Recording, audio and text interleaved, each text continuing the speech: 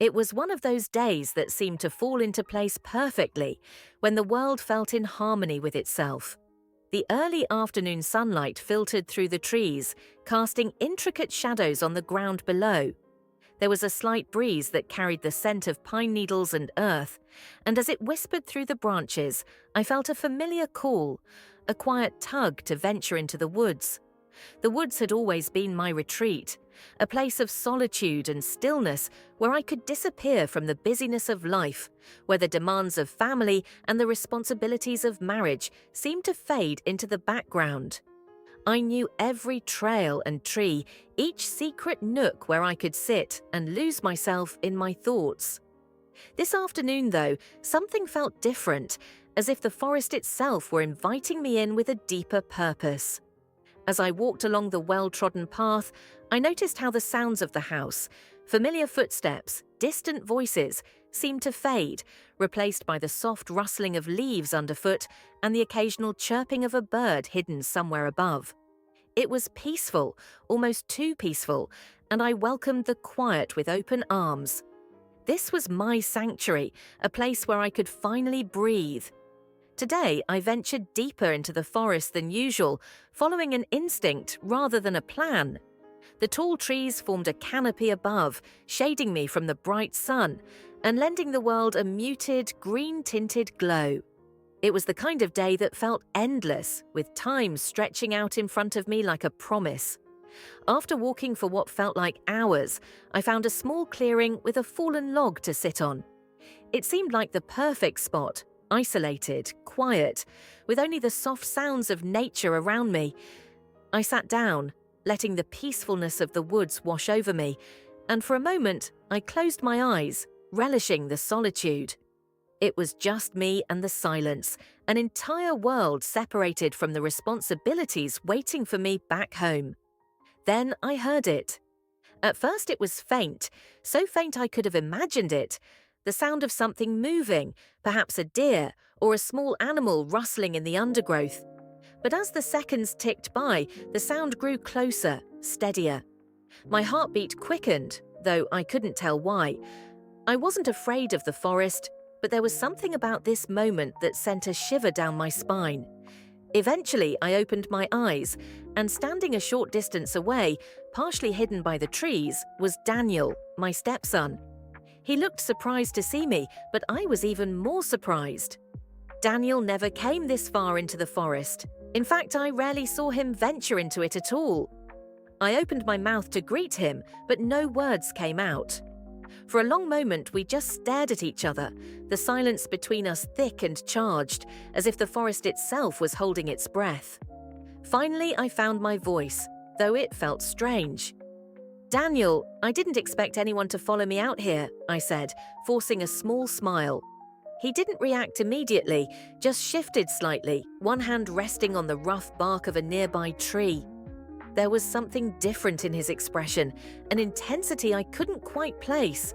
"I didn't mean to disturb you," he said, his voice softer than usual, almost tentative. "I was out for a walk myself and saw you heading that way. Thought I'd come and see if you needed company." His explanation seemed simple enough, but something in his gaze made me uneasy. Daniel had always been polite, kind, and respectful, but we had never shared more than a cordial relationship. I'd come into his life when he was already grown up, a young man trying to find his own way. We got on well enough, but there was a formality to our interactions, a certain distance that I'd always attributed to the nature of our relationship. Today, however, it felt different, as if all that distance had suddenly melted away, leaving just the two of us alone in this secluded spot. "Well, you're welcome to stay," I said, patting the fallen tree trunk beside me. "The forest is better with company sometimes." He smiled, a slow, thoughtful expression that seemed to linger as he moved to sit beside me. The space between us felt small, much smaller than it should have been, but I did my best to ignore the sensation. I didn't want to ruin the quiet moment with my overthinking. "So you come out here a lot?" he asked, looking around as if he wanted to take in the whole forest at once. "I do," I replied, taking a breath to steady myself. "This is my little escape, Whenever things get too loud or overwhelming, I come here to find some peace. It's been my place to think for years." He nodded, taking in my words in silence. I found myself searching his face, noticing how his features had matured, how the boyish look I'd remembered from when we first met had given way to the confidence of a man in his late 20s. There was a quiet intensity in his expression, a certain focus that made me feel self-conscious under his gaze. "It's beautiful here," he murmured, his voice almost a whisper. "I can see why you came here to get away." Our eyes met, and I felt a strange warmth spread through me, an inexplicable pull that left me both curious and unsettled. I looked away, fixing my gaze on a patch of sunlight filtering through the branches above. It was Daniel, my stepson. It was strange to feel anything beyond familial affection for him, but I couldn't shake the thought that today felt different. We sat in silence for a while, letting the sounds of the forest fill the space between us. Birds called from above, and a light breeze rustled the leaves, filling the air with a gentle, natural melody.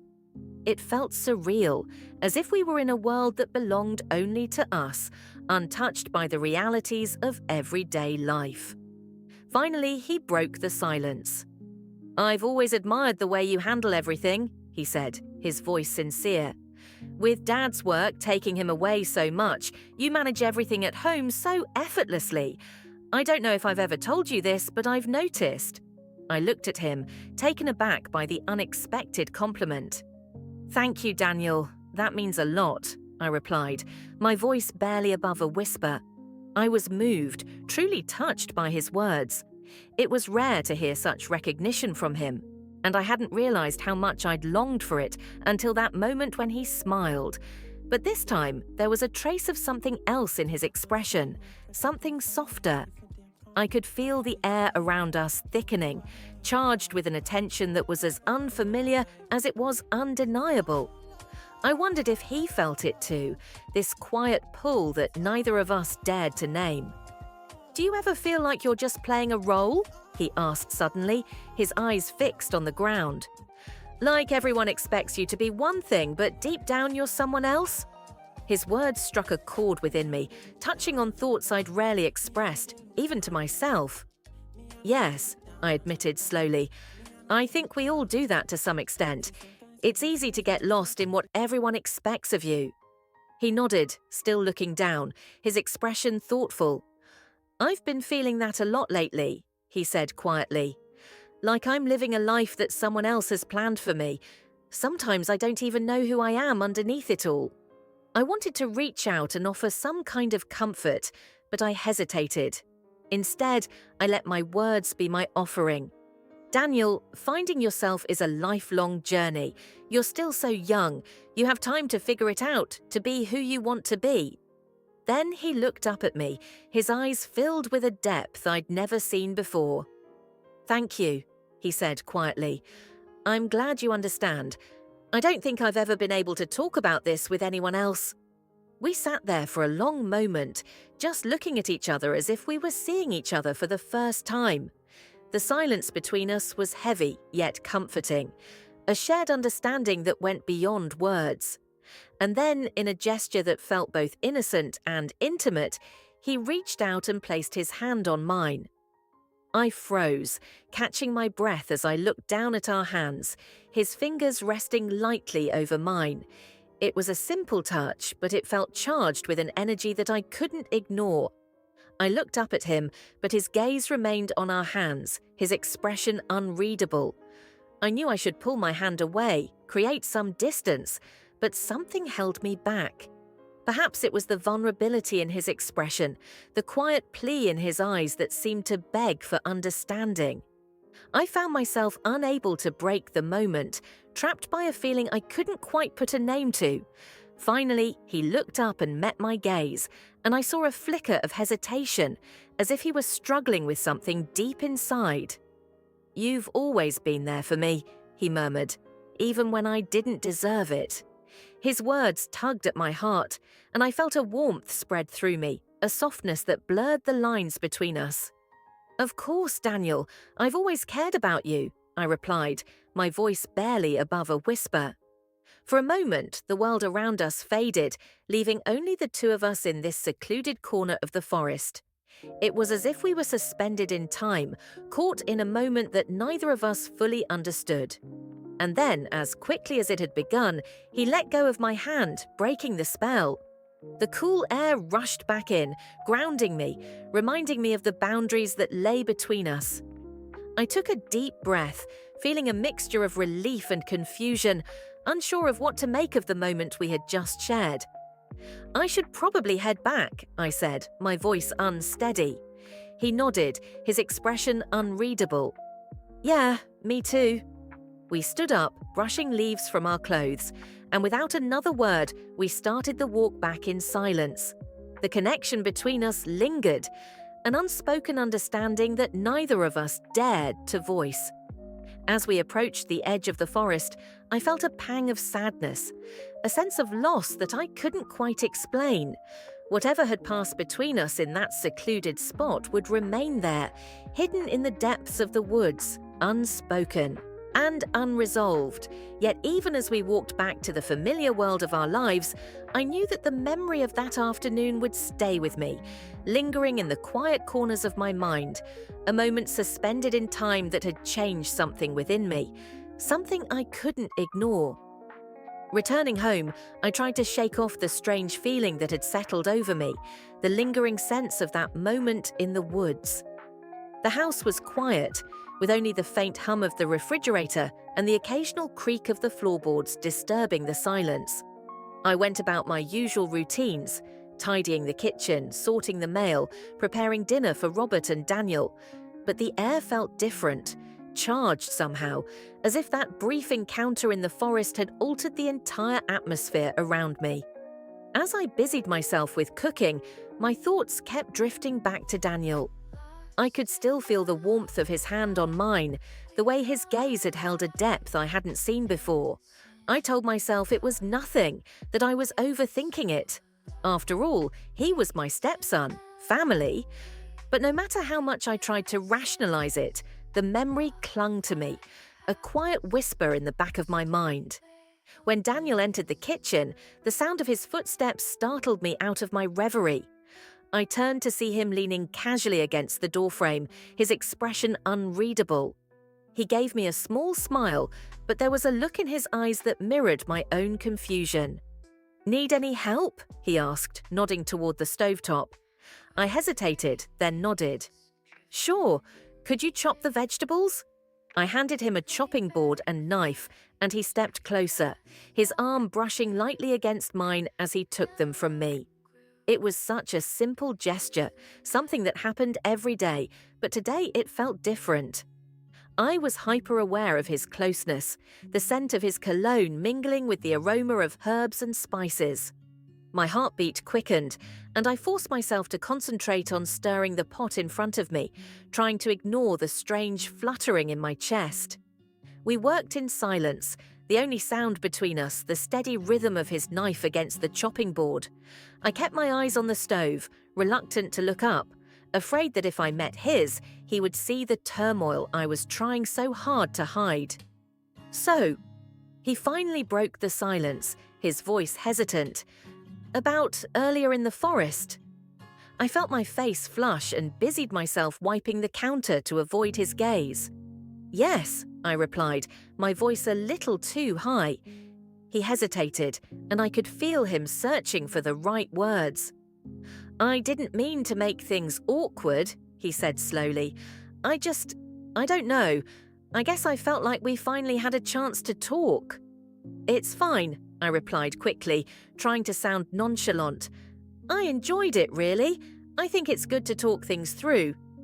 Our eyes met for a brief moment, and I saw a flicker of something, an unspoken understanding perhaps, that seemed to pass between us.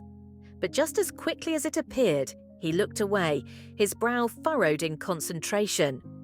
That evening, we all sat down to dinner, the three of us as usual. Robert asked about my day, and I recounted the usual details. The errands, the walk in the woods, carefully omitting any mention of Daniel's unexpected appearance. I could feel Daniel's eyes on me as I spoke, but I avoided looking in his direction, afraid that Robert would sense the tension between us. After dinner, I excused myself and went upstairs to take a bath, hoping the warm water would wash away the confusion I couldn't seem to shake. But as I sank into the tub, I found myself replaying the events of the day over and over again. The feel of Daniel's hand on mine, the way he had looked at me with such intensity. I tried to brush it off, to convince myself that it was just a momentary lapse, but the memory refused to fade. The days that followed unfolded with a strange, unspoken tension that neither Daniel nor I dared address. We danced around each other, exchanging polite greetings and brief smiles. But there was an undercurrent to every interaction, a lingering awareness that made even the simplest gestures feel charged. One afternoon, I was folding laundry in the living room when Daniel entered, taking a seat across from me. He seemed restless, his gaze wandering around the room before finally settling on me. "Can I ask you something?" he began, his tone unusually serious. "Of course," I replied, folding a shirt and setting it aside.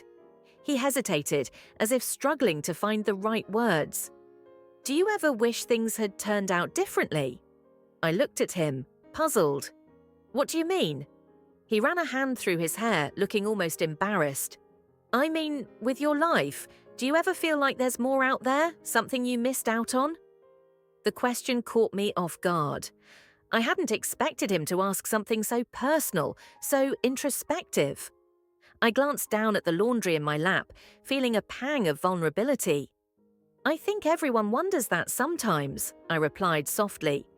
"It's natural to look back and wonder about the choices we didn't make, the lives we might have lived."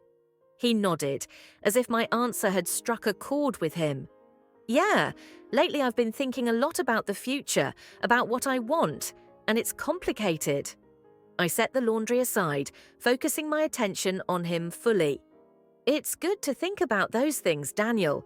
You're young, you have time to figure out what you want." He gave a small, rueful smile. "I don't feel so young sometimes, especially when I think about the things that really matter." The weight of his words hung between us, and I felt a sudden urge to reach out, to offer some kind of reassurance. But I hesitated, keeping my hands folded in my lap. We sat in silence for a long moment, each of us lost in our own thoughts.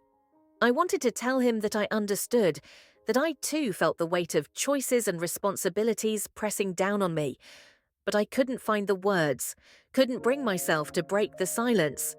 After a while, he stood up, giving me a small nod. "Thanks for listening," he said quietly, before heading out of the room. When he left, I felt a strange mixture of relief and longing. I had wanted to say more, to offer some kind of comfort, but the boundaries between us felt too fragile, too precarious. I reminded myself that he was my stepson, that any closeness between us had to remain within the confines of family. And yet the memory of our conversation lingered, filling me with a quiet pain I couldn't explain. The tension between us continued to simmer, a constant undercurrent that colored every interaction. I found myself looking forward to our brief moments together, the way he would linger in the kitchen after dinner, or sit with me in the living room, asking about my day with a gentleness that felt almost intimate. I told myself it was nothing, that I was imagining the closeness, but deep down I knew something had changed. One evening, as I sat alone in the living room, Daniel joined me, taking his usual seat across from me. We exchanged a few pleasantries, but there was a hesitation in his voice, a quiet intensity that I couldn't ignore. "I've been thinking about our conversation," he said finally, his gaze fixed on me. "About wanting more." I swallowed, my heart starting to race. "What about that?" He looked away, as if gathering his thoughts. I don't know if I can go on pretending that everything is fine, that I'm happy with the way things are." His words sent a chill through me, and I felt a strange sense of recognition, a shared understanding that left me both comforted and unsettled. "Daniel," I began, choosing my words carefully, "it's okay to feel lost sometimes, to want something else, But we have to be careful. We have to make sure that the choices we make don't hurt the people we care about." He nodded slowly, his expression thoughtful. "I know. I don't want to hurt anyone, least of all you." The sincerity in his voice struck me, and I felt my heart ache with an intensity I couldn't explain. In that moment, I saw him not just as my stepson, but as a man struggling to find his place in the world, wrestling with emotions that neither of us fully understood. We sat in silence, each of us lost in our own thoughts, the weight of unspoken words filling the space between us. And though neither of us said it out loud, I knew that we were both trapped in a silent, impossible longing, one that would forever remain unspoken, bound by the limitations of our lives and the choices we had made. In the days that followed, I tried to avoid spending too much time alone with Daniel. Every time we spoke, every moment we shared, I felt as if I was wading deeper into uncharted waters. Yet despite my attempts to keep my distance, there was an undeniable pull between us, a magnetism that I couldn't seem to shake. Our encounters were filled with a tension that seemed to grow with each passing day, thickening the air between us in a way that left me breathless. One afternoon, while Robert was away on a business trip, I found myself sitting in the kitchen, absent-mindedly flipping through an old photo album. I smiled as I flipped through the pages, looking at pictures of holidays, birthdays, and vacations over the years. I came across a picture of Daniel as a young teenager, his face full of energy and optimism. Seeing him like that reminded me how much he had grown, how much he had changed since then. I was so lost in the memories that I didn't hear him enter the room. He appeared in the doorway, his eyes drawn to the album in my hands. "Going down memory lane?" he asked with a gentle smile, coming closer to the table. I nodded, gesturing for him to sit next to me. "Yes, just reminiscing. Time flies, doesn't it?" I took a seat and leaned forward to look at the photos. We laughed as we flipped through the pages, pointing out funny hairstyles and awkward teenage poses. The conversation felt light and easy, and for a moment I forgot about the tension that had haunted us. But as the minutes passed, the familiar closeness began to creep back in, filling the small space between us. I could feel his arm brush against mine as he leaned closer, and I caught the faint scent of his cologne, a warm and inviting scent that stirred something deep inside me. I tried to ignore it, to concentrate on the photographs, but it was impossible. My heartbeat quickened and I glanced at him, only to find him staring back at me with the same intensity I'd seen in the forest. The world seemed to shrink to just the two of us, the rest of the house fading into the background. The air felt charged, and I could see something flickering in his eyes, an unspoken question, a silent plea that neither of us dared to utter. "Diana," he whispered, his voice barely audible. I looked away, my heart pounding, but he reached out his hand, gently covering mine. I felt a rush of warmth flood through me, and before I knew what I was doing, I turned back to him, drawn in by a force I couldn't resist.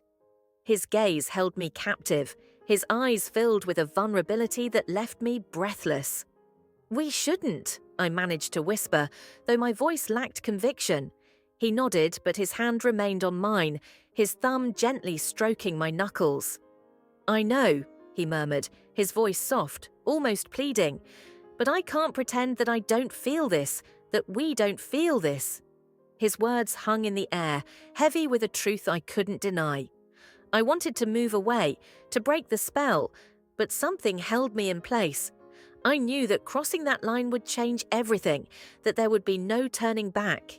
Yet despite the warnings in my mind, I found myself drawing closer, drawn to him in a way that defied reason. Before I could question myself, his hand moved to my face, his fingers tracing the curve of my jaw with a tenderness that left me breathless. He leaned in, and for a moment time seemed to stand still. I could feel his breath on my skin, warm and inviting, and every fibre of my being ached to close the distance between us. But just as our lips were about to meet, a wave of realization washed over me, bringing me back to reality. I pulled away, my heart racing, and stood up, putting some distance between us. I can't, I stammered, my voice shaking. This isn't right. Daniel looked down, his expression pained, and I felt a pang of guilt twist in my chest. He didn't argue or try to convince me otherwise. Instead, he simply nodded, his voice barely above a whisper. I understand. The silence that followed was thick with unspoken emotion, a mixture of longing and regret that hung heavy in the air. I could see the pain in his eyes, the quiet resignation as he looked away. And it took every ounce of strength I had not to reach out and offer some kind of comfort. I think we both need some space, I said softly, my voice shaking.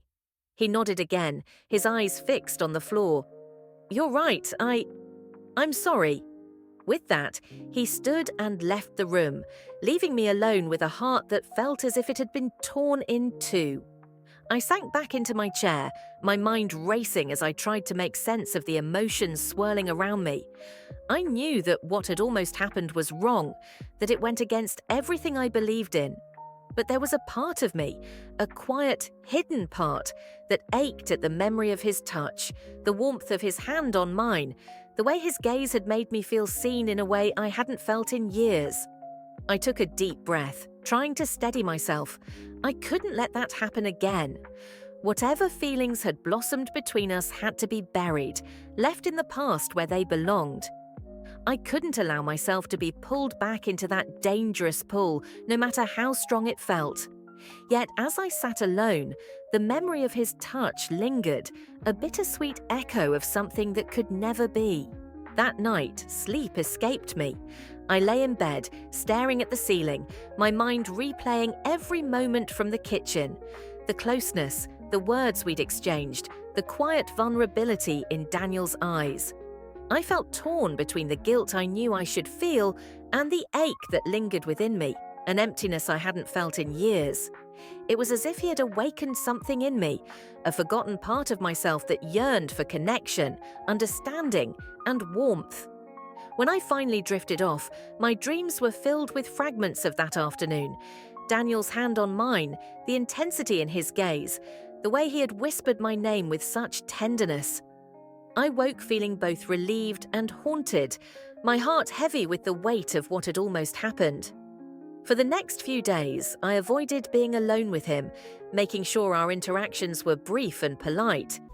We kept things civil, hiding behind a mask of normalcy, but I could feel the tension simmering beneath the surface, an unspoken understanding that neither of us dared to acknowledge.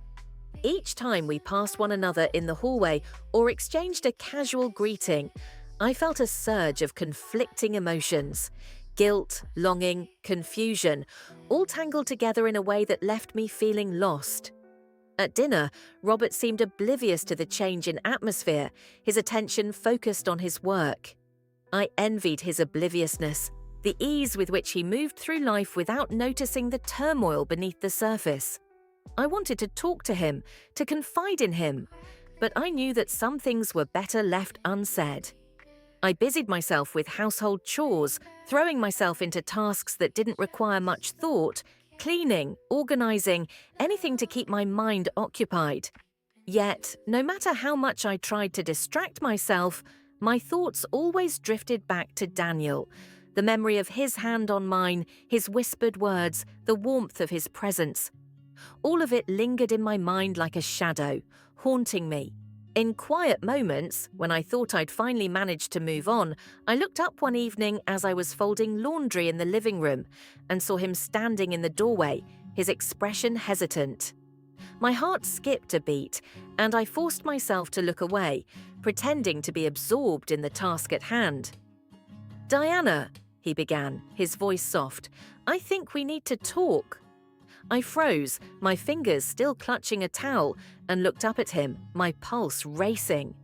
I knew this conversation was inevitable, but that didn't make it any easier.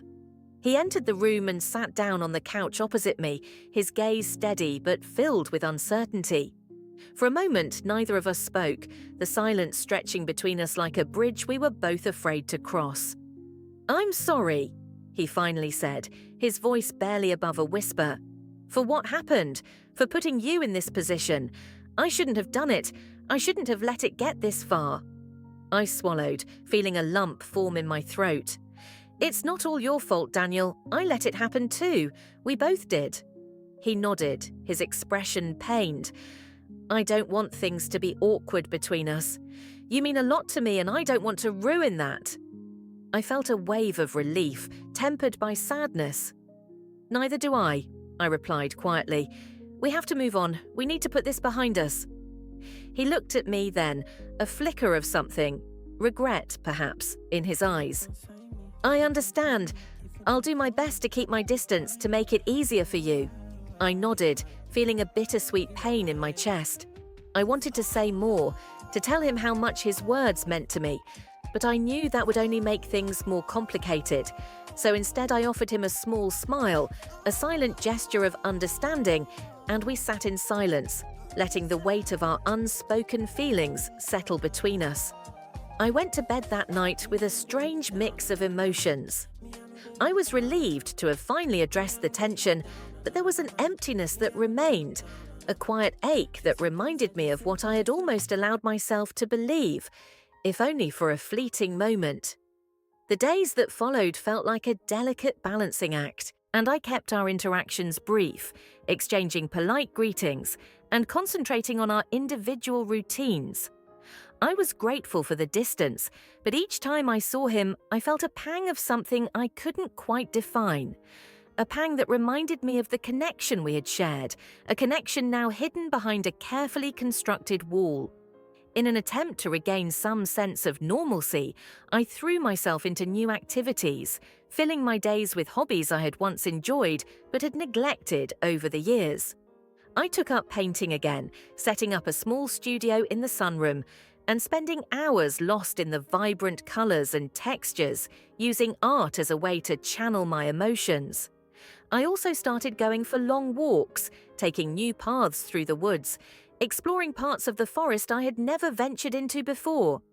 At night, I would sit alone in the living room, sipping tea and watching the shadows play on the walls, letting the silence envelop me like a comforting blanket. I thought about Robert, about the life we had built together, and I realized that I had been so focused on the responsibilities of marriage that somewhere along the way I had lost sight of myself. I had let my own desires and dreams fade into the background, hiding behind the roles of wife, mother, and stepmother, without ever stopping to consider what I wanted. One evening, as I was sketching a landscape by the window, Robert came in and sat down beside me, watching me with a curious expression. "You've been spending a lot of time on your art lately," he said, a hint of amusement in his voice. "I didn't know you still enjoyed it so much." I smiled, feeling a warmth spread through me. "I guess I just forgot how much it meant to me." He reached out and gently placed a hand on my shoulder. "I'm glad you've found something that makes you happy, Diana." His words touched me, and I felt a pang of guilt for the distance that had grown between us over the years. Robert was a good man, a devoted husband, and I realized that I owed it to him and to myself to give our relationship the attention it deserved. From that day on, I made a conscious effort to invest more time in our marriage. I initiated conversations, planned small outings, and did my best to bridge the gap that had formed between us. It wasn't easy, and there were moments when I felt the weight of my unspoken feelings for Daniel pulling me back. But I reminded myself of the life I had chosen, of the love and stability that Robert offered. As the weeks passed, I found that my feelings for Daniel began to fade, replaced by a quiet sense of peace. The intensity of those days in the forest felt like a distant memory, a brief chapter in my life that had opened my eyes to parts of myself I had long ignored. I knew that our connection would always remain a silent bond that neither of us would speak of, but I was determined to move forward, to find happiness in the life I had built. One evening, as I was returning from a walk in the woods, I saw Daniel waiting at the edge of the forest, his expression pensive. He looked up as I approached and gave me a small smile. "I thought I might find you here," he said, his voice soft. I nodded, feeling a wave of nostalgia wash over me. "I come here to think," I replied quietly. "It has become my place to find peace." We stood in silence for a moment, both of us looking out at the fading light filtering through the trees. There was a quiet understanding between us, a shared recognition of what had passed and what could never be. "I just wanted to thank you," he said finally, his voice steady. "For everything, for being there for me, even when I didn't deserve it." A lump formed in my throat, and I felt a surge of emotion rise inside me. "Daniel, you don't have to thank me. You're family. I'll always be there for you." He smiled, a warmth in his eyes I hadn't seen before. "I know, and I'll always be grateful." We exchanged a last look, a silent farewell to the past, and I felt a sense of closure settle over me. Whatever had happened between us was real, but it was also something that had shaped us, taught us both about the limits of love and the complexities of human connection. As the months turned into years, life settled into a comfortable rhythm. Daniel moved out and found his own way, and I continued to deepen my relationship with Robert, finding a renewed sense of commitment in the life we shared. The memory of those days in the woods remained a quiet reminder of a chapter that had shaped me, but it no longer carried the same weight. Instead, it became part of my journey, a lesson in the importance of self-awareness, boundaries, and the power of choice. In my newfound solitude, I embraced my love of art and made it a part of my daily life. I found joy in the simple act of creating, in the colors and textures that allowed me to express the emotions I had kept hidden for so long. The forest became my muse, its beauty and mystery inspiring me in ways I hadn't anticipated. Looking back, I realized that my experience with Daniel had been a turning point, a catalyst for growth and self-discovery.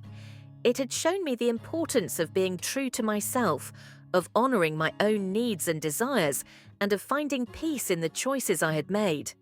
Life went on, filled with quiet moments of joy and reflection, and I found satisfaction in the life I had built, the love I had nurtured, and the person I had become. And though the memory of that time in the woods would always remain, it was now just that, a memory, a part of my past that had helped to shape my future. In the end, I understood that love isn't always about holding on. Sometimes it's about letting go, finding peace in the journey, and learning to appreciate the beauty of the present. And that was enough for me.